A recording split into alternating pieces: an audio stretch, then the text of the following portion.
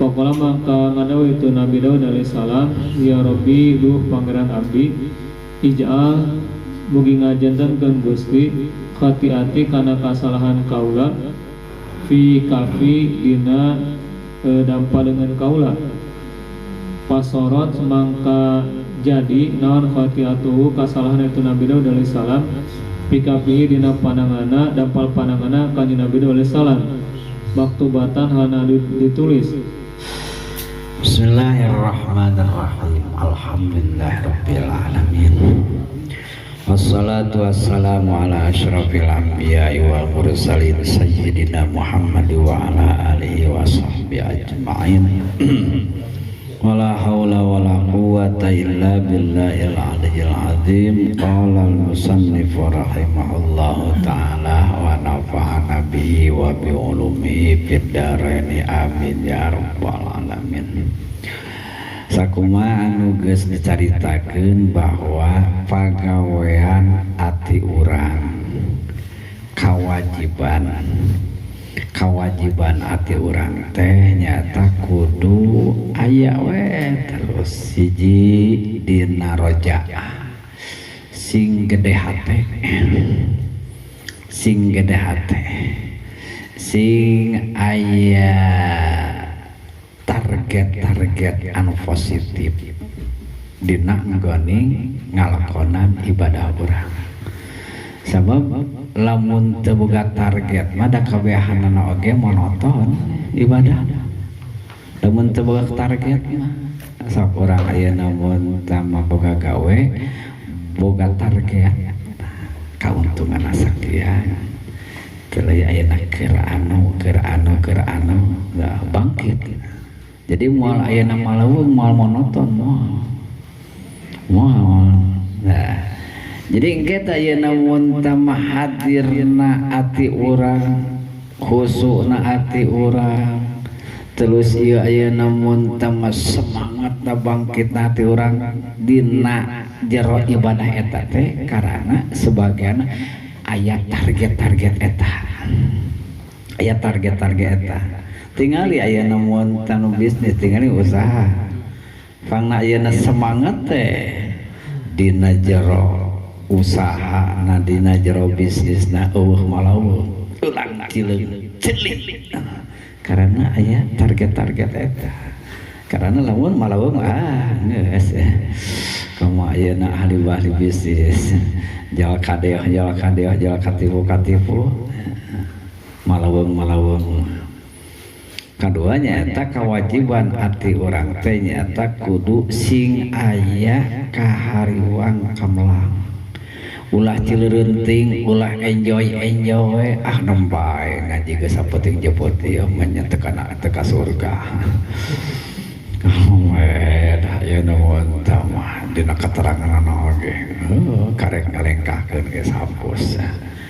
Eta mah paranti roja nu padi teh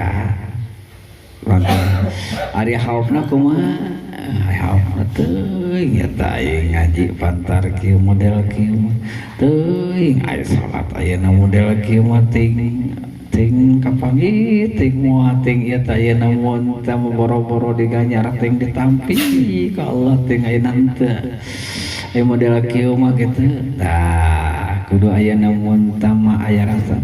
Jika ayeuna mun tamu urang ngalakukeun dosa kudu aya kaseimbangan antara naon nyata antara khauf jeung raja teh antara gede harapan mun bahasa kiwari mah naon harap-harap cemas gitu. Jadi aya harapanana anu gede tapi aya kecemasanana kahariwangna eta teh kudu aya keseimbangan. Ketika kaseimbangan lamun roja teuing ngadulun ka dituna tunggu limpalucana kepae da hampuran Allah ya atuh dosa ayeuna segede urang saurang kawas Allah teh ayeuna mun teh mah kawas koreto aya ku hampura teh pan ngaranna Ghafur. Jadi eta bebas-bebasan teuing dina maksiat. Lamun berat teuing kana roja, kana harapan teh anu tadi. Lamun berat teuing ayeuna mun teh kana haop resikona sih putus asa. Eta kana ayeuna mun tama seimbang mah ya berjalan sesuai dengan rel eta. Engke teh aya kieu ulama teh aya waktos ayeuna mun tama gumujang tah keur ayeuna mun tama keur hadir raja. Nyarioskeun ganjaran engke padilah amal kanikmatan surga kerja mah anu iman anu beramal saleh.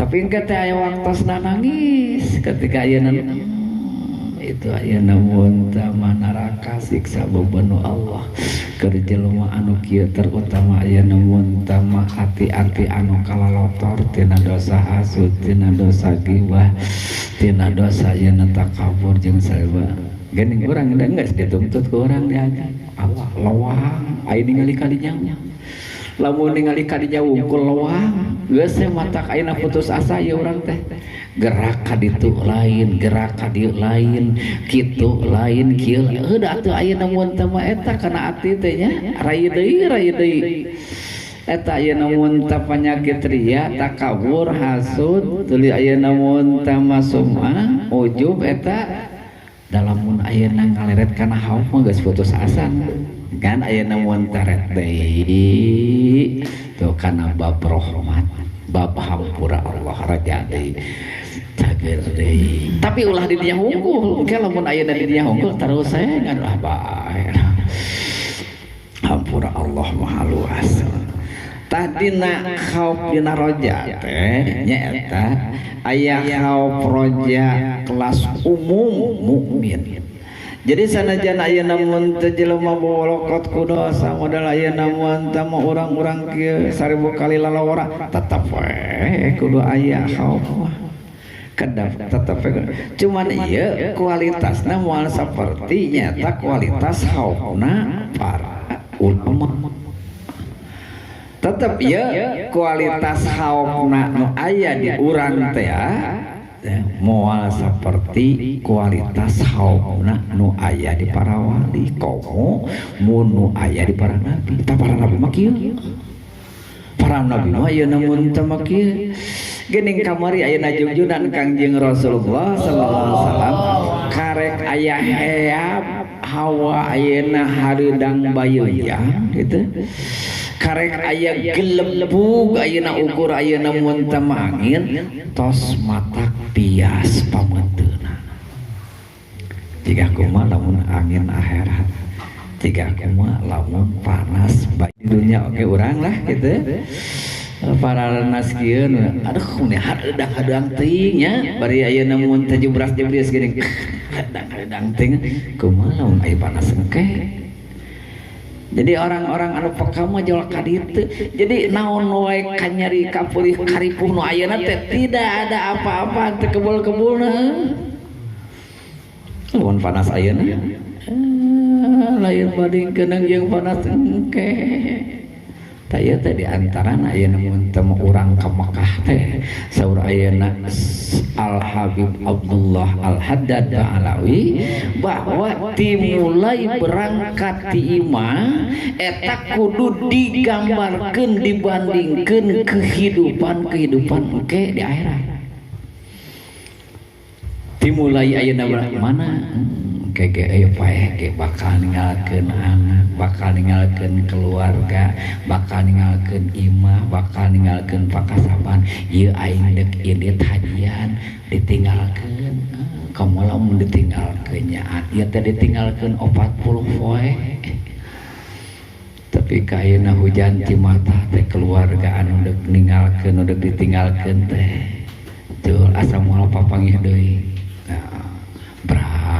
Engke lamun ayeuna mah di akhirat balik ka akhirat teh moal panggih deui ayeuna ayeuna mun teh mah dipenakeun ku Allah boga iman boga amal saleh mah kitu tuh ayeuna mun teh di padang Arafah gambaran teh ayeuna saur ayeuna Sayyid Abdullah Al-Haddad radhiyallahu an jadi kudu bayang cacak-cacak ieu di padang Arafah anu sebabkeun lautan manusia puncakna ibadah haji nyejegna jiga kumaha lamun di padang mahsyar wow itu geus lain bantah terus sakitu aja. Ngarah aya namun ngabangun rojak ngabangun hauf teh kudu dikitu-kitu ibadah urang teh namun mana teh ya lamun ibadahna jan teu pira urang hek ditampi ku Gusti Allah jadi kaniwan taraja teh tapi lamun aya namun teu mah ieu ditampik ditolak ayeuna ku Gusti Allah lamun urang boga kewajiban sarua we jeung teu ngalakonan kewajiban sarua jeung teu ngakan ngajam anu mun teu aya hampura Allah tuluy jadi siksa gitu dugi ka cenah jungjunana kamari dugi ka panik sehingga keluar masuk ke kamar tina ayeuna mun teu sakalinya eta mengalami gelebu gitu tah tuluy ayeuna mun teu mah aya hawa hareudang bayeunya kumaha lamun bayeunyang ke kumaha lamun ayeuna mun teu mah eta aya tah modal ayeuna urang mah angin naon teh baliung-biung puting beliung kamari we anyar keneh ayeuna mun teu ningali geuning dina HP aya merangkat harita heunggeul kitu ayeuna mun teh ai baheula mah da sakayeuna mun teu mah ayeuna mah da tapi aya haupna mah da napak keneh haup baheula aya keneh berdampak dina hati teh pan baheula mah aya siaran radio anu ayeuna mun tangga gambarkeun nyaeta kiamah jegur mayangko da ayeuna dina HP katingali oh itunya Cianjur Allah eta alah-alah kitu ari kiamat teh eta ayeuna mun tah idza zulzilatil ardu zilzalaha wa akhrajatil ardu asqalaha wa qala al-insanu teu ayeuna teh kokona sing jalagor sing garabros ayeuna kawas di Cianjur gambar henteu teh kokona ke pan ayeuna mun teu salam dunya gunung jeung gunung ayeuna diadu tuluy ayeuna mun teh mah ieu muatan momotan bumi ayeuna kalaluar gegeremetan engke teh dina poe dina menjelang kiamat teh kitu dina menjelang kiamat teh ta urang da hese ngabangun hauf teh aya kariwang urang lalawara urang ngadosa kalah kabeuki ngeueuy we kalah beuki ngahanakeun eta mah ayeuna haufna jungjungan anu kamari mah coba ieu ayeuna mun teu makan ieu nyaritaoskeun ayeuna kelas-kelas haufna para nabi teh nabi anu kadua Kangjeng Nabi Ibrahim alaihi salam Khalilur Rahman eta cenah ayeuna saur ayeuna mun teu mah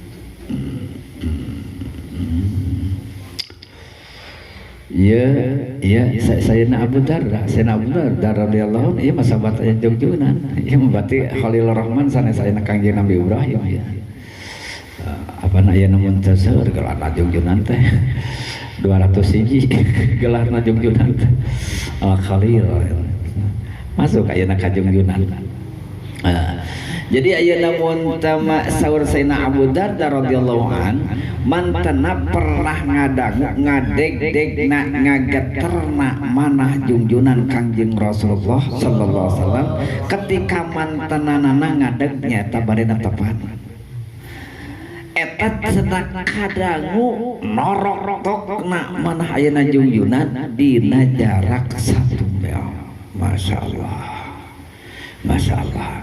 ngadeg-degna ayeuna mun tama risi rempan ajrihna ku Allah Subhanahu wa taala eta deuk kadang norok-norokna ayeuna norok-norokna manah ayeuna mun junjunan Kangjeng Rasulullah sallallahu alaihi wasallam oge ayeuna mun tama Sayyidina Mujahid radhiyallahu taala mantanana nyarioskeun kieu Kangjeng Nabi Daud alaihissalam nangisna 40 dinten bari nyuh dina pangsujudan bari nyuh dina pangsujudan dugi ka ayeuna mun tama eta salamnya 40 dinten teu wantun nangahkeun teu wantun nyekatkeun mastakana nyuh dina pangsujudan.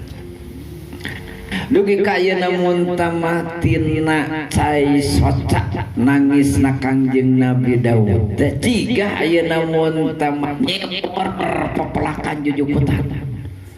Tiga ayeuna mun tama tiga dugi ka cenah ngarungkupan jukutna teh kana mastaka. Masyaallah.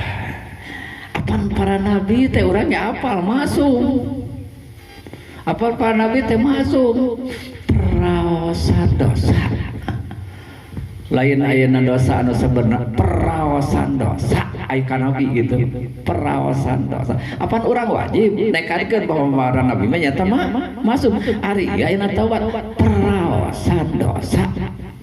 Lain ayeuna dosa ayeuna mun teu mencek urang lain. Pan urang mah wajib ayeuna nekadikeun masuk para nabi para malaikat geus aya dina akidah. Jadi saking ku peraosan ayeuna dosa.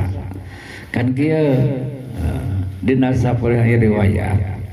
Jadi Kangjeng Nabi Daud alaihissalam kagungan garwana teh 88. Lajeng kagungan penggawa patih nyata ayeuna Sena Uria. Sena Uria kagungan ayeuna mun tama garwa geulis kawati-wati endah kabina-bina. Lajeng ayeuna mun tama cerita singkat. Lajeng ayeuna mun tama eta Sena Uria teh diutus ayeuna mun ku Kangjeng Nabi Daud alaihissalam. Nyata barang maju ka medan perang. Salam ya ayeuna mun tama Sena Uria medan perang. Ditikah we eta teh direbut teh gitulah. Jadi dianggap ayeuna mun tanaon geus gugur ayeuna mun tama nya ditikah ku Kangjeng Nabi Daud alaihissalam janten jejeg 100 garwana teh. Begitu ayeuna mun tama sumping nyaeta ayeuna mun tama kaeta ya da ayeuna mun teh sareng sahabat ka Nabi na teh ya gitu. Untuk ieu teu ngademo tuluy jadi ayeuna mun tama ieu jadi emosi gitu ka Kangjeng Nabi Daud. Cuman ieu ayeuna mun tama Kangjeng Nabi Daud teh alaihissalam kan ibadahna teh dina lantai duka dina lantai kasabaraha pangluhurna we anu henteu tepi eta ku ilmu biasa teu kasorang teu kasabako di ayeuna mun tama di mararahan ayeuna paling luhur paling ayeuna mun tama ujung di itu di tarakat sabako jalmi ibadahna teh keseharian ayeuna. Nah dina ieu waktos ayeuna mun tama aya malaikat nyamar. Malaikat ayeuna mun tama malaikat apa ayeuna mun tama mancara putra mancara putri teh.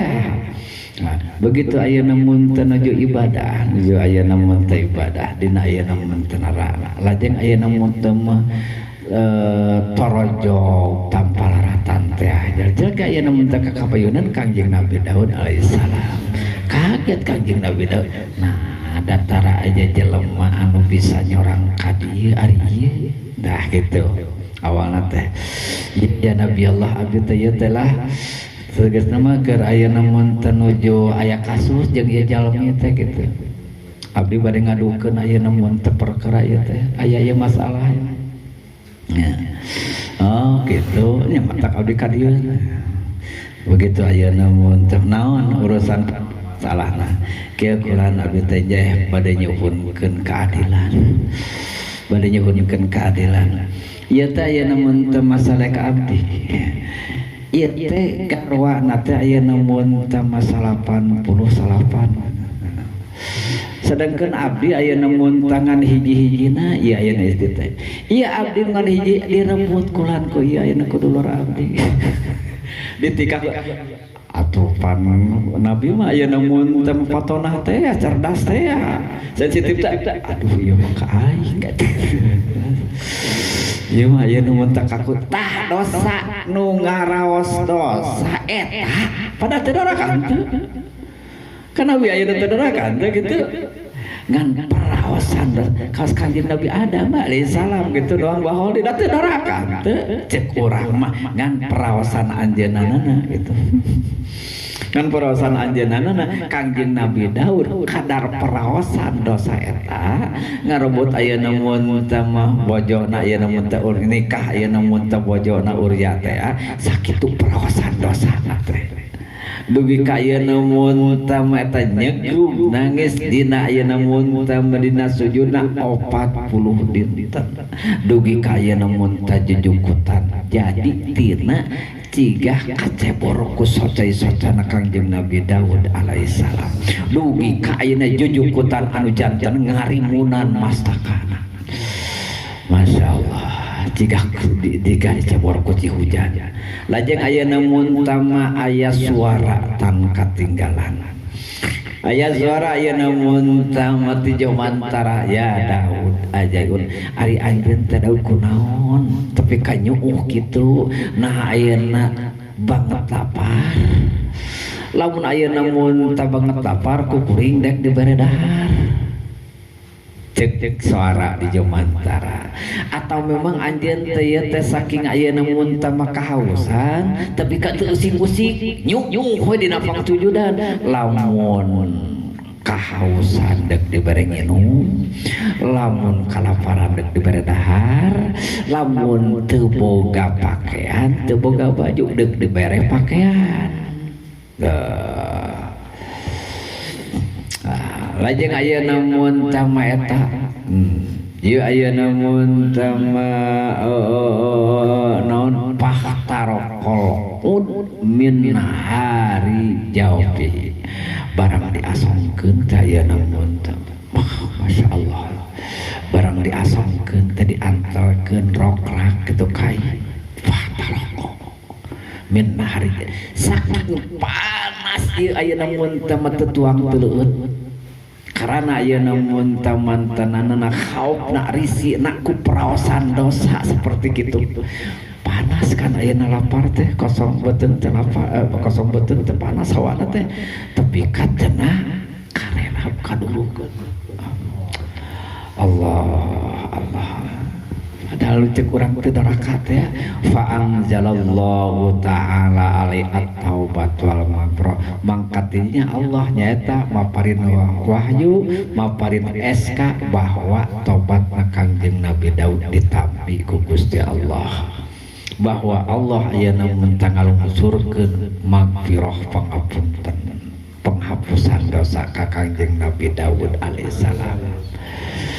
Nah tidinya kahariwang dampak tina tobat anu sesungguh-sungguhna kieu nyuhunkeun ka Gusti Allah Gusti mugi ieu dosa jisim abdi dijantenkeun disimpen dina dampal panangan jisim abdi supados abdi teras-teras emut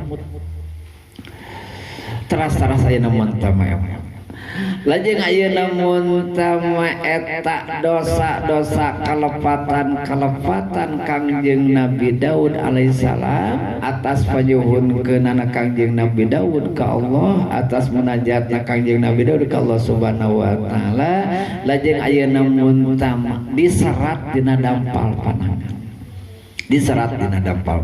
Jadi ayeuna mun teh umpami ayeuna anjeunna nak ngarongkang bade tuang ngarongkang tuh begitu gitu begitu ayeuna mah tuang pan ayeuna mun teh meureunnan dek ayeuna itu ieu ge pan enak teh nah aktif teh rek tuang bray rek ngaleueut bray dek ngedamel itu bray illa ro'ah. Jadi unggal ayeuna cek urang malah unggal gurak geurig koe. Aya doraka mah teh diajar ge. Dekul deui malah beuki-beuki, beuki resep. Ari kana tobat mah boro-boro teu ngaji mesti diaji oge. Can bisa wae.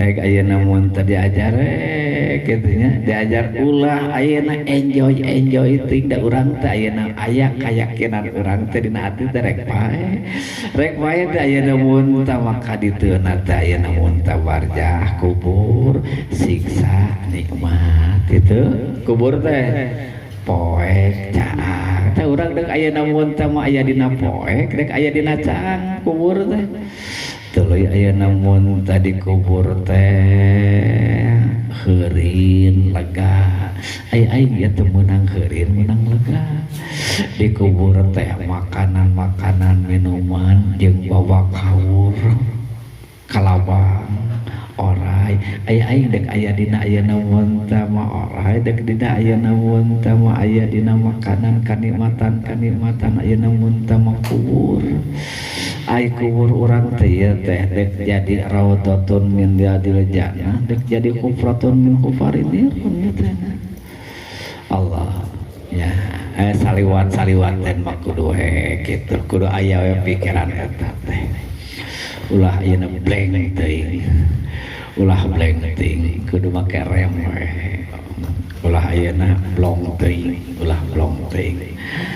Oke ayeuna sebagian riwayat anu marofa rasul ila samai Kangjeng Nabi Daud mah cenah alaihissalam sama sakali teu wantun nangahkeun mastaka ka langit saking ajrih isina ku Allah saking ajrih risina ayeuna mun tak Allah subhanahu wa taala lain ayeuna Allah di langit kade teu ayeuna karana aya di aya hayaan Allah teu wonten ayeuna mun ka langit teu ayeuna ditekadkeun Allah di langit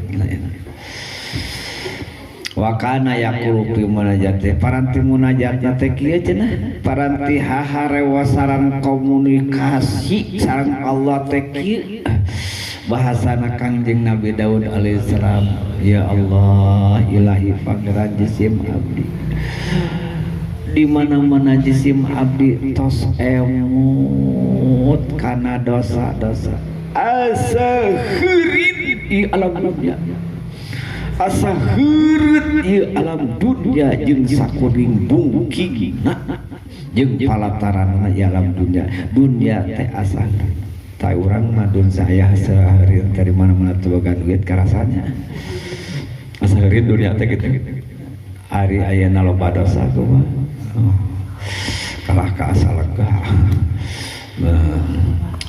gitu. Jadi di mana-mana jisim abdi emutos emut karena dosa ieu dunya ieu bumi asa heureun.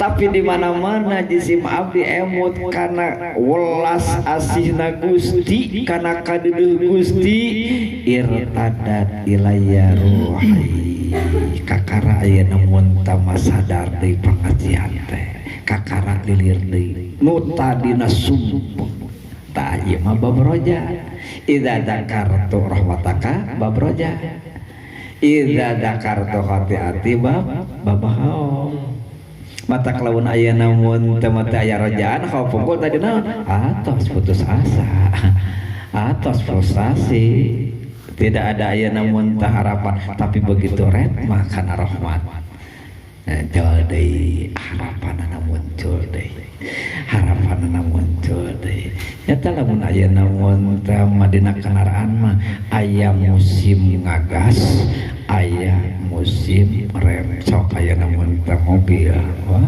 mesin hebat lu deung ayeuna teh ini ka Jakarta anu tanpa rem segala ayeuna dilabrak atuh ayeuna innallaha la yaghfiru ayyushraka bihi wa yaghfiru ma duna dalik.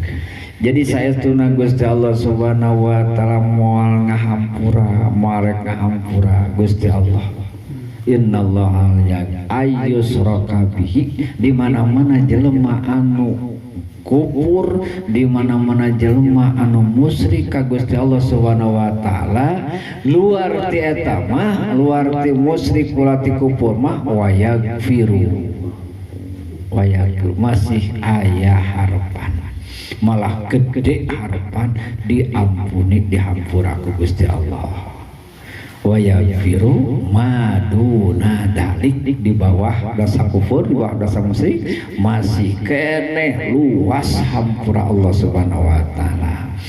Liman taba liman sa, liman yasa, lain lima ya tuh. Oke, ayeuna mun teu dihampuran dosa teh andai kata ayeuna teu kungsi tobat aya keneh tina masyiatillah, tina nyata kersaning Gusti Allah subhanahu. Terus gitu hayang ayeuna mun teh urang bener sangka ka batur mah, alus sangka ka batur mah kitu. Pokona iman heula geus sakadituna.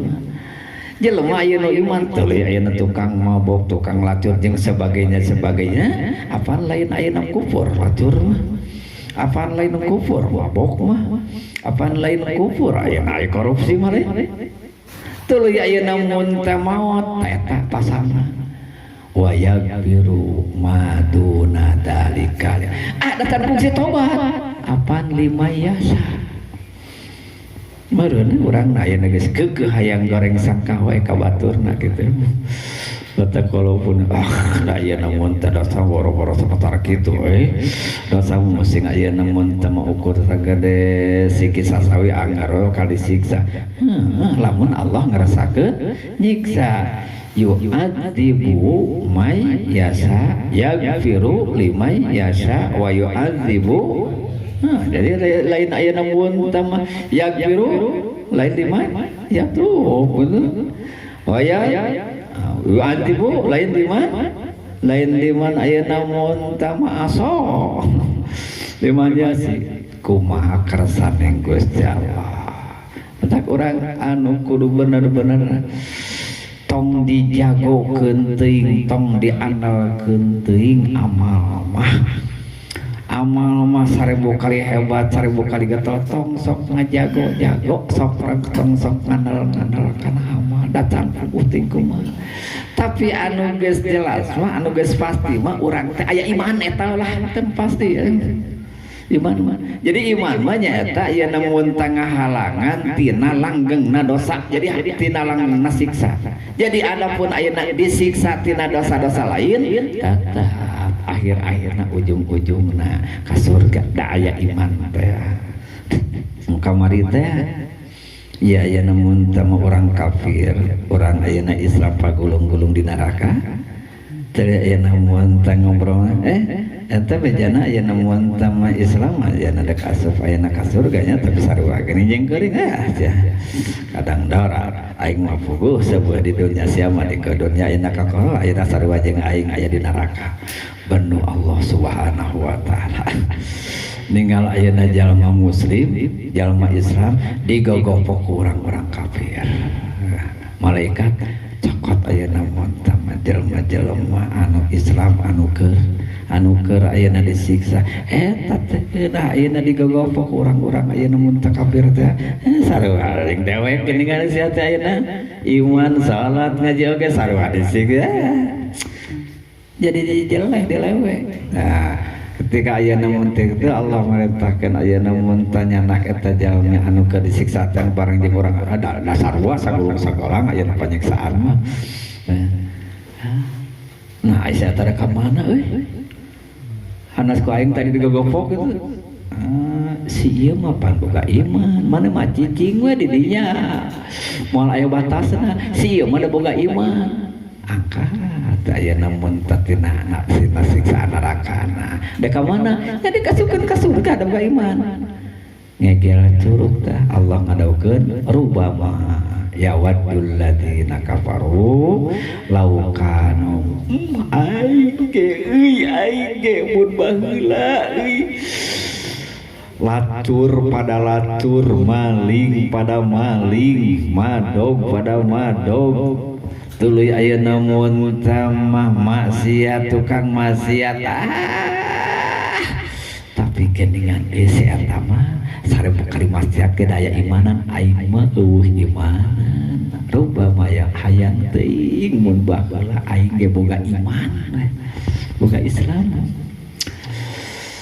Alhamdulillahirabbil alamin alladzi hadana lil iman urang syukur sareng kali syukur ke dosa madamal ayeuna dipungkiri ke urang memusing ayeuna tiba bareng deuk nahana gebrus di ngan urang dipapari inten mutiara anu paling berharga ku Allah anu urang wajib syukur karena nikmat ayeuna anu eta nu teragung nyata aya keneh keyakinan kepercayaan mun urang keur ngakukeun dosa teh aing teh ngaku ieu teh neraka gitu tah iman teh gitu mun urang ayeuna mun teh mah ieu kalaroraan teh diaku gitu tah jadi ulah ngabanggakeun lamun urang ayeuna mun teh keur ngakonan dosa buru-buru balik mesti tina ilmu teh wa qala al-fudail wallahu a'lam bissawab.